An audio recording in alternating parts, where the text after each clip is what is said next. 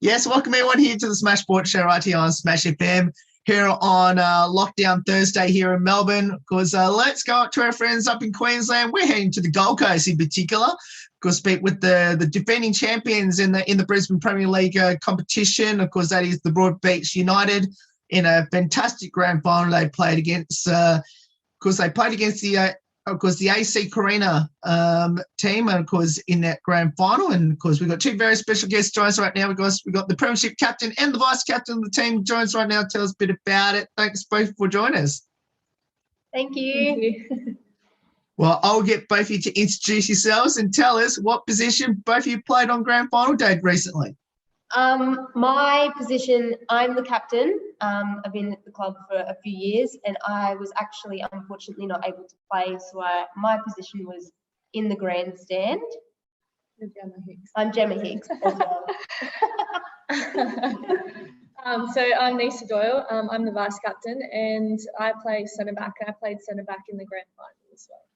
Gemma, I need to ask you, considering you didn't play the grand final because of injury, how devastating was it for you as captain that you couldn't play in the most important game? It was a very, very hard day. It was very tough, but I guess, it was whatever. Couldn't change the outcome. So I just had to accept it, and all I could do was cheer the girls on from the sideline, and that is exactly what I did. What did you do, Gemma, to sustain that injury, and how's that recovery going? It's not going too bad. I should be back by the start of the season, so I should be raring to go by then. It was just a little bit of an unfortunate incident, I guess. Yeah. Grand final day, what was the nerves like? So many of us said before the game that we barely slept the night before. We were that nervous. A couple of us had pains in the chest. They were that nervous. So, yeah, nerves were definitely up there for grand final day. Oh, I think I was just as nervous. I could just tell how far we'd come and how much it meant to everyone. So all I could do was I wish I could have taken all of their nerves and brought them with me so I could sit them on the sideline. But I was just as nervous for everyone because we were up against a really tough opponent. So literally anything could have happened on the day. So yeah, it was nervous for me as well, even though I knew I was going to sit in the grandstand. Yeah.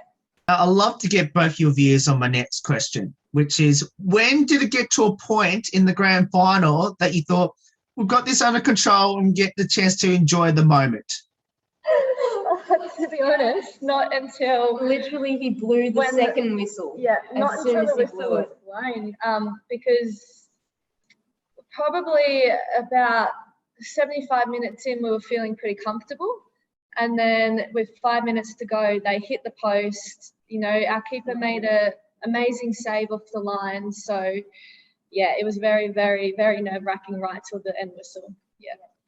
How was it like? And tell us a bit about the grand final. And you mentioned obviously you've gotten felt comfortable for 75 of those 90 minutes. So tell us a bit about, I guess, in the lead up to that 75th minute. Well, a little bit of we had most of the ball, but once they got it, they really pushed us hard. So yeah, in that first 75, just from watching on the sideline, it was, okay, we're doing all right. They get the ball, it's like, oh crap, we weren't comfortable enough to know that if they got the ball, they wouldn't do anything with it. Yeah, they were very dangerous when they did get the ball. Yeah. However, we controlled most of the game and did have a lot of the possession. So for us, it was just about minimising the amount of time that they had on the ball. And as soon as we lost the ball, we needed to win it back straight away, just to ensure, no counter-attacks happened or anything like that.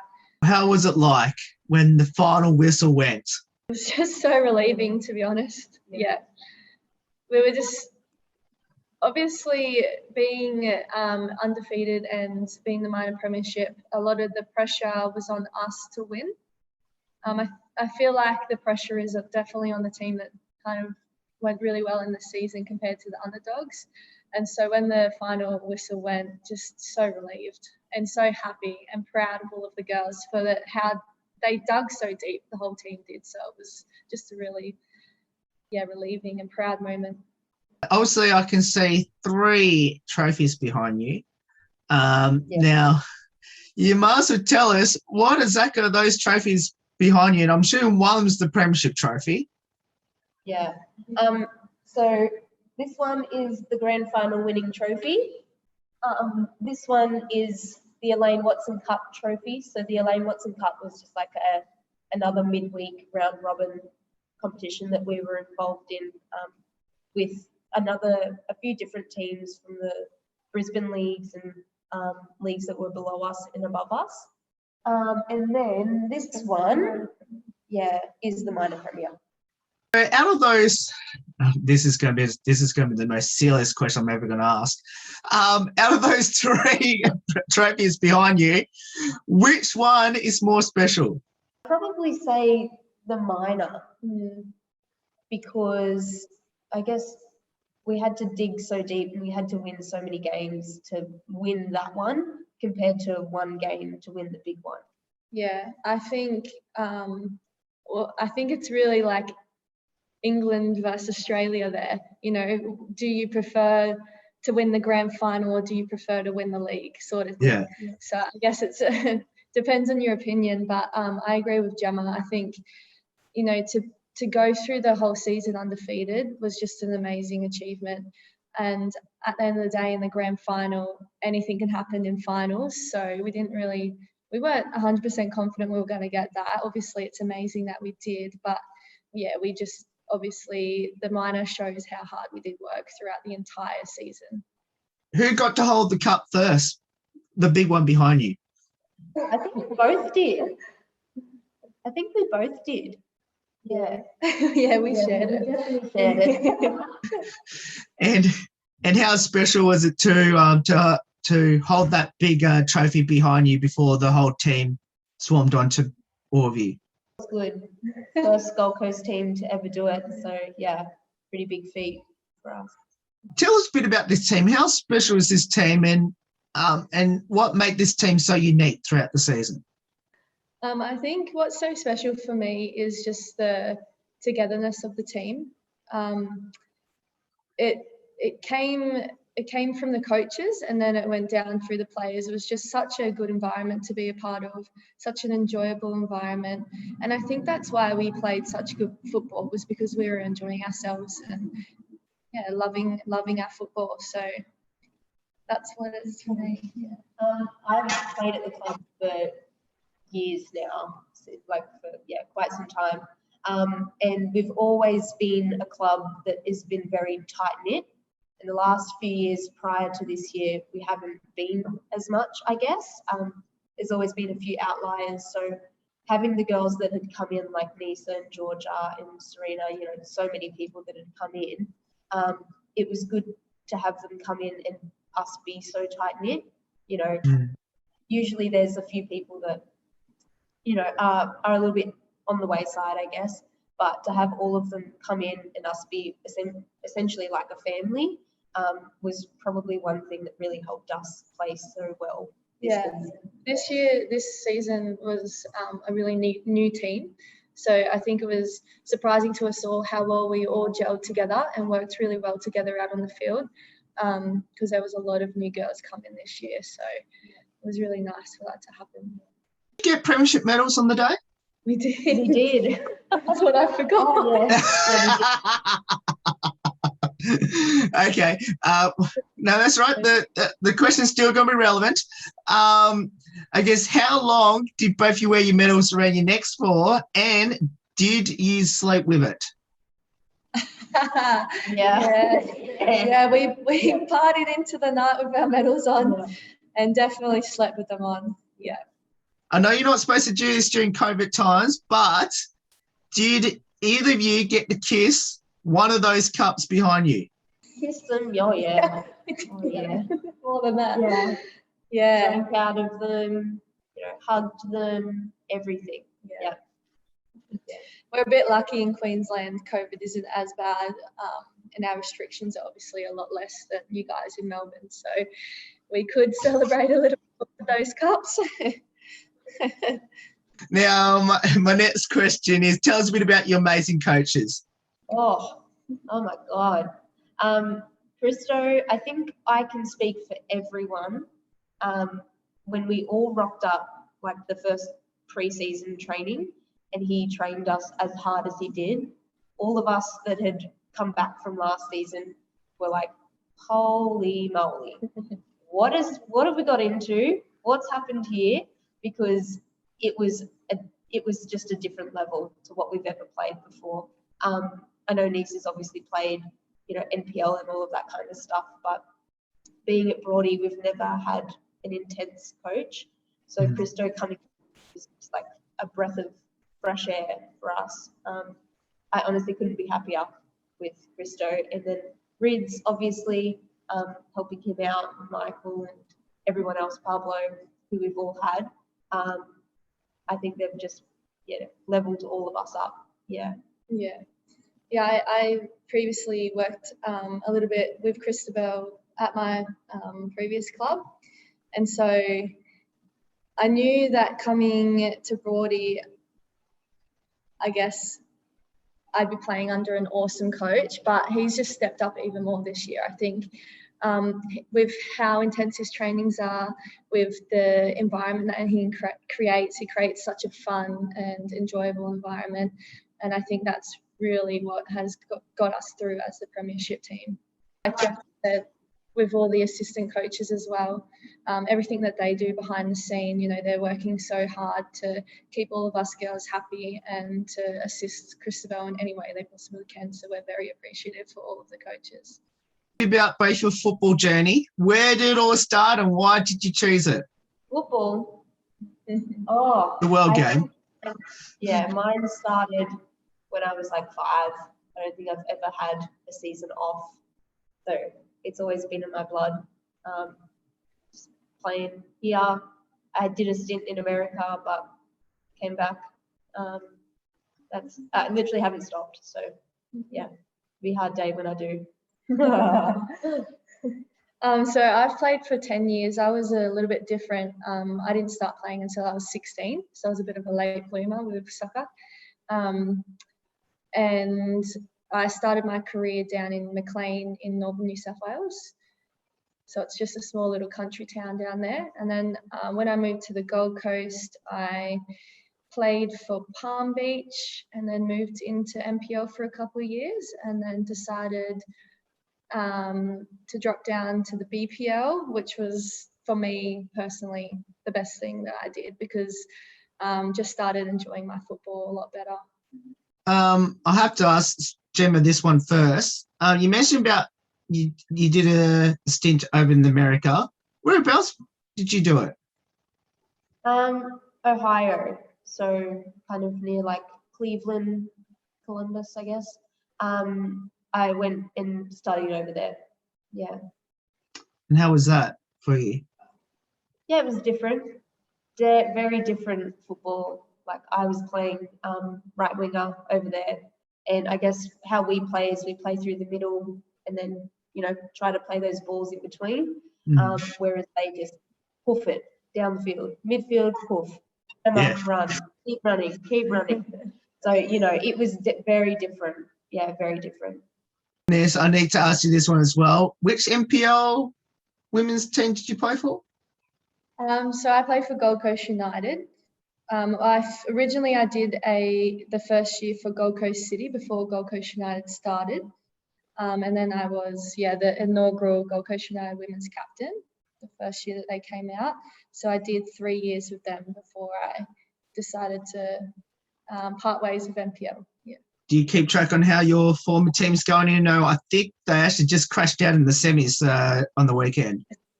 Yes, they did. They just crashed out to Capalaba in the semi-final, and I keep track. I have a lot of mates who still play for them. Both you mentioned right at the start what position both you played on the field. If you had a preferred position where you like to convince your coaches to put you next year in 2022, where would that be?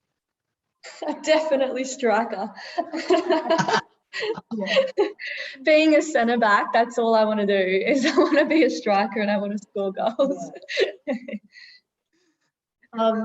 I play right wing, and that's literally, I don't want to change anymore. I don't want to change. I like my right wing. That's it.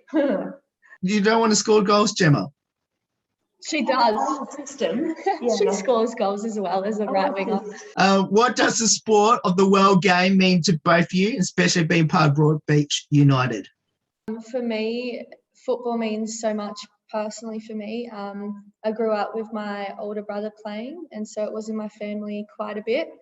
And then I actually met my partner through football as well. So yeah, it's definitely such a big part of my life. You know, we're constantly getting up in all hours of the morning watching the EPL. So it's a big passion of mine.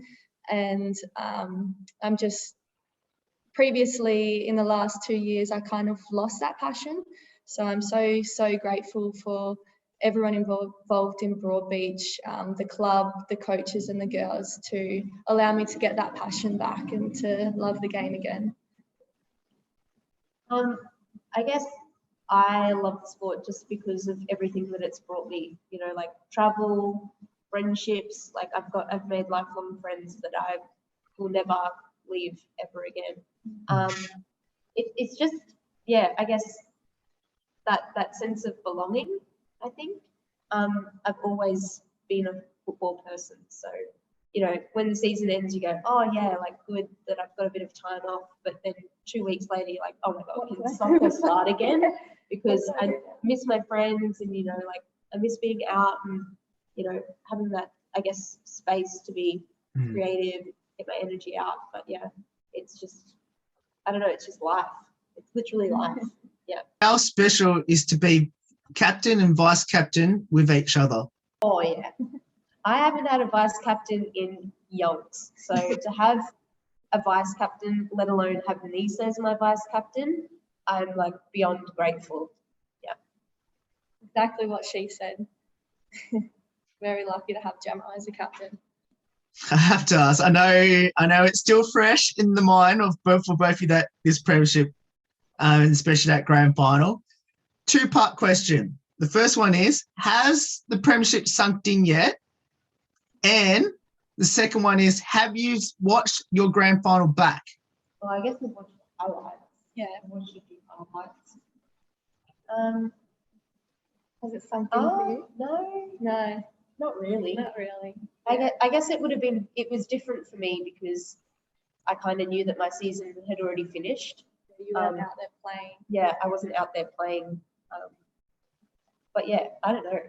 I guess maybe when we go to like the Football Brisbane presentation night, when we have our presentation night, maybe it will, but yeah.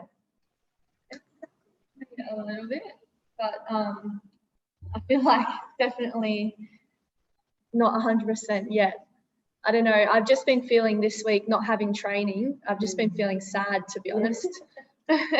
Just don't know what to do with myself without seeing the girls and seeing the coaches. So, yeah. What will be your advice to people that should get involved in the World Games, especially down at Broadbeach United?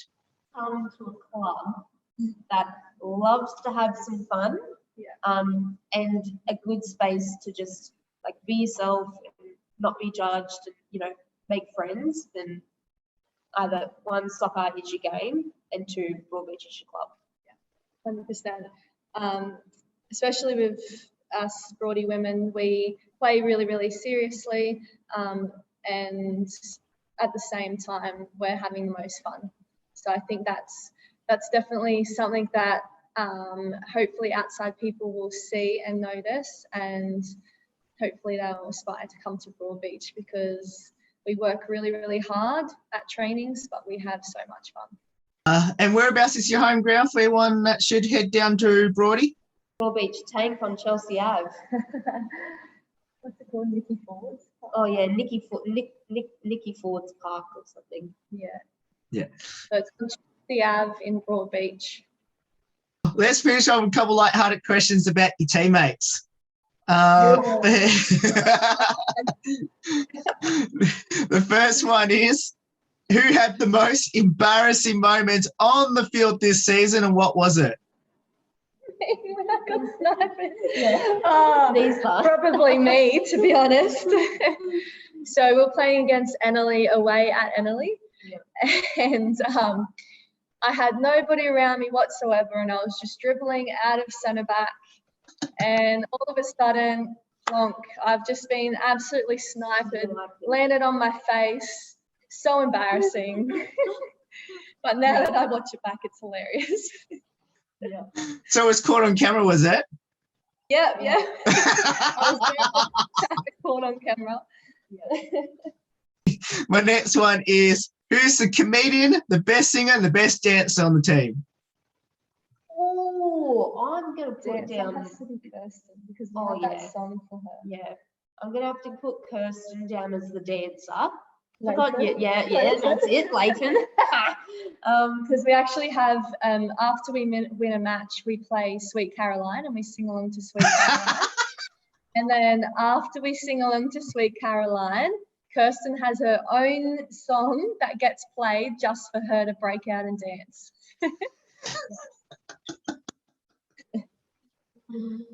Oh, I reckon I'd put Kirsten down Singer? for all of it. Do you reckon Nordo? Singer would be Nordo. Yeah. Because during, we'll just be warming up before a game, and Christabel puts music on while we warm up. And we'll be concentrating in the zone, and then next minute you just hear Nordo, Emma Norden, just sing a line at the top of her lungs. She loves singing, yeah. Comedian. Who's funny? I'd put Christo. He's probably the funniest one. Coach, yeah. Who else in the girls? I guess we're all pretty funny. Yeah. Now, I have to follow on one of those answers, which is Sweet Caroline. Why that song, and who brought that song up? Been a Broadie song, I think, for a while. I don't know when it started, and I don't know who put it on. The men But sing it it as started. well. Built out. Yeah. Yep. I love it. I've got to come to one of your games. Seriously, that's great. I love that song as well. So that's why I wanted to ask that. My next one is anyone on the team into their TikToks, and is any of them TikTok famous? Georgia's into her TikToks. Actually, she said for a warm up before the grand final, she was doing a TikTok. She's going to kill me that I said that. Yeah. And then I have a dog's TikTok account, and my 2 sausage dogs have got me famous on TikTok. Me, myself, but my 2 dogs have got me famous. My next question is, do either of you have a pre-game superstition or ritual? Oh, I have to eat at a certain time, and most of the time I have to put my left sock on before and strap my ankles. Yeah.